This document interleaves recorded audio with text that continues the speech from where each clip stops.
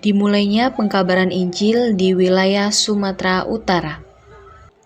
Kita akan melihat bagaimana perjalanan proses masuknya pengkabaran Injil di tanah Batak. Dahulu kala, Indonesia masih menganut kepercayaan seperti animisme dan totemisme. Hingga pada abad kedua, agama Hindu masuk ke Indonesia dan diikuti agama Buddha pada abad keempat. Kemudian kekristenan masuk pertama kali pada abad yang ke-7. Pengkabaran Injil pertama kali dilakukan di wilayah Sulawesi Utara, kemudian menyebar sampai kepada Nusa Tenggara Timur, dilanjutkan pada wilayah Maluku, Papua, dan kemudian di Sumatera Utara. Kita akan melihat perjalanan pengkabaran Injil di Sumatera Utara. Pengkabaran Injil di tanah Batak. Suku Batak merupakan suku yang menempati wilayah utara di Sumatera. Banyak suku Batak yang beragama Kristen dan memeluk agama Kristen hingga sampai hari ini merupakan sebuah keberhasilan yang dilakukan oleh para misionaris terdahulu. Namun, pengkabaran Injil yang dilakukan oleh para misionaris tidaklah perjalanan yang mudah. Karena para misionaris diperhadapkan dengan adat dan kepercayaan yang dianut oleh masyarakat Batak pada saat itu. Situasi dan kondisi masyarakat Batak yang tertutup dan terisolasi dengan keadaan luar menjadi satu tantangan yang besar dan sulit untuk para misionaris pada saat itu. Dalam proses pengkabaran Injil yang dilakukan oleh para misionaris, penginjilan terbagi ke dalam beberapa kali proses penginjilan. Yang pertama, pengkabaran Injil dilakukan oleh utusan pengkabaran Injil Baptis di Inggris. Pada tahun 1820, 3 orang utusan Injil Baptis yang bernama Nathan Words, Evan, dan Richard Burton dikirim untuk melakukan pengkabaran Injil. Para misionaris pertama kali melakukan penginjilan di wilayah Bengkulu. Akan tetapi karena mereka mendapat saran dari Raffles yang merupakan seorang gubernur pada saat itu, mereka diperintahkan untuk pergi ke utara di mana tempat tinggal suku Batak yang masih menganut paham animisme. Awalnya Wards dan Burton melakukan penginjilan di pesisir. Akan tetapi karena di pesisir sudah banyak orang yang menganut agama Islam, mereka memutuskan penginjilan mereka lakukan ke pedalaman yang lebih jauh lagi. Hingga pada tahun 1824, mereka sudah berada di daerah Silindung. Silindung merupakan wilayah Batak Toba. Setibanya di Silindung, para misionaris disambut baik oleh raja setempat. Hingga suatu ketika, ada suatu kesalahpahaman yang terjadi antara misionaris dan penduduk di sana. Karena kesalahpahaman itu, para penduduk masyarakat suku Batak Toba tidak suka kepada para penginjil, sehingga Ward dan Burton diusir dari sana.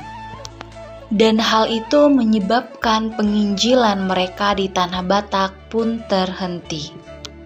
2. Penginjilan utusan kemudian dilanjut berasal dari American Board of Commissioner for Foreign Mission. Pada tahun 1834, 2 orang utusan yang berasal dari Amerika ini bernama Samuel Munson dan Henry Lyman. Kemudian Munson dan Lyman tiba di Sibolga pada tahun 1834. Pada tanggal 7 Juni 1834 mereka tiba di Sibolga. Dan kemudian pada tanggal 23 Juni 1834 mereka pergi ke daerah Pegunungan Silindung. Di dalam perjalanan mereka tiba di pinggiran lembah Silindung pada malam hari.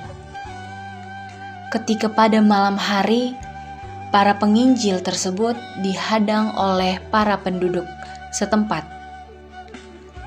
Lalu mereka ditangkap dan dibunuh di dekat Luhu Pining. Mereka dibunuh oleh seorang raja Palanggame yang merupakan raja di Pitubosi yang tinggal di Singkap. Raja membunuh kedua misionaris itu bersama rakyat-rakyatnya.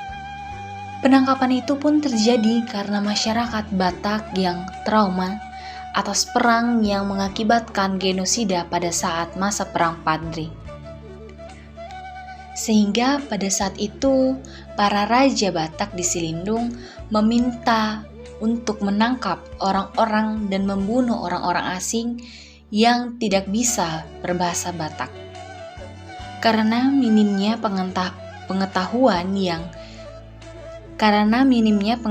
Munson dan Lyman mengenai bahasa Batak dan kebudayaan Batak, jadi mereka dibunuh dan mayatnya dimasak serta dimakan bersama-sama oleh para penduduk di sana. Karena hal itu, pengkabaran Injil di tanah Batak kembali terputus. 3. Penginjilan utusan kemudian dilanjutkan oleh Rhenins Missionsgesellschaft. Pada tahun 1840, seorang ilmuwan Jerman yang bernama Franz Wilhelm Junghun melakukan perjalanan ke daerah Batak. Junghun kemudian menerbitkan buku karangan suku Batak, yang kemudian karangan itu tiba kepada Lembaga Alkitab di Belanda.